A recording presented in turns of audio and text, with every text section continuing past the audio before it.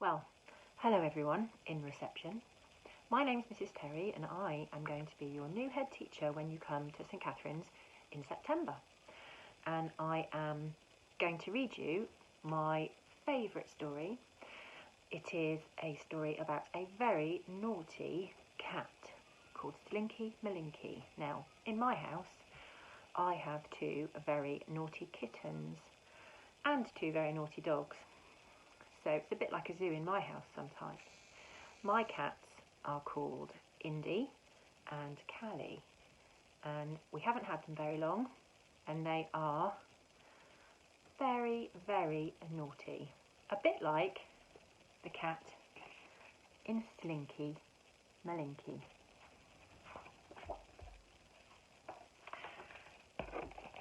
Slinky Malinky was blacker than black, a stalking and lurking adventurous cat. He had bright yellow eyes and a warbling wail, and a kink at the end of his very long tail. He was cheeky and cheerful. He'd chase in the sun. He'd chase after leaves and he'd roll in the sun. But at night he was wicked and fiendish and sly. Through moonlight and shadow he'd prowl and he'd pry. He crept along fences. He leaped over walls.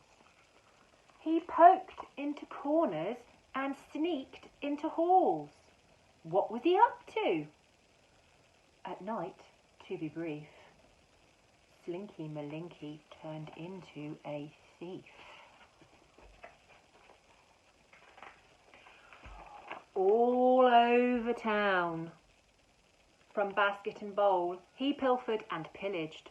He snitched and he stole slippers and sausages, biscuits, balloons, brushes and bandages, pencils and spoons.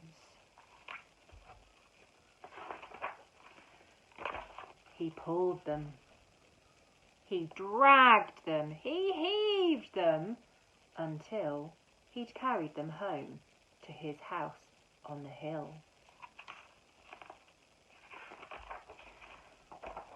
One rascally night, between midnight and 4, Slinky Malinky stole more than before.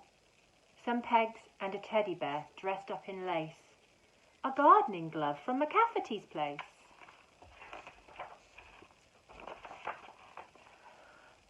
A tatty old sneaker, a smelly old sock, and Jennifer Turkington's pottery smock. A squishy banana, some glue and a pen, a cushion from Oliver Tulliver's den.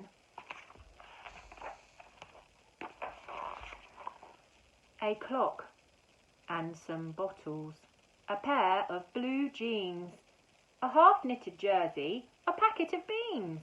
He pulled them, he dragged them, he heaved them, until he'd carried them home to his house on the hill.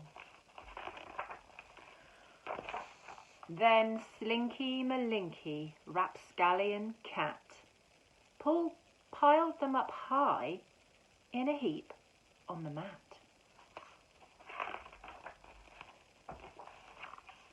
The glue toppled over and gummed up the pegs. The jersey unravelled and tangled his legs. He tripped on the bottles and he slipped on the socks. He tipped over sideways and set off the clock. Crash went the bottles. Beep beep went the clock. Row row row went the dogs on the block. On went the lights. Bang went the door. And out came the family. 1, 2, 3, 4. Oh no, they all said. What a criminal cat.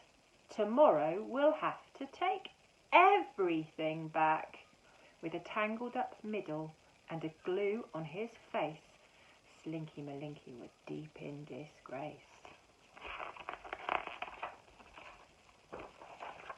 Never again did he answer the call, when moon shadows danced over garden and wall, when whispers of wickedness stirred in his head.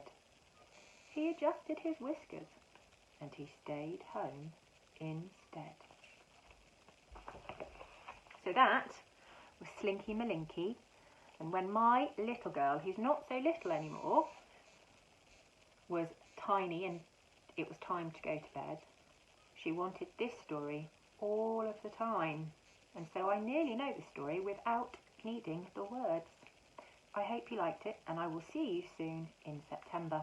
Have a lovely summer.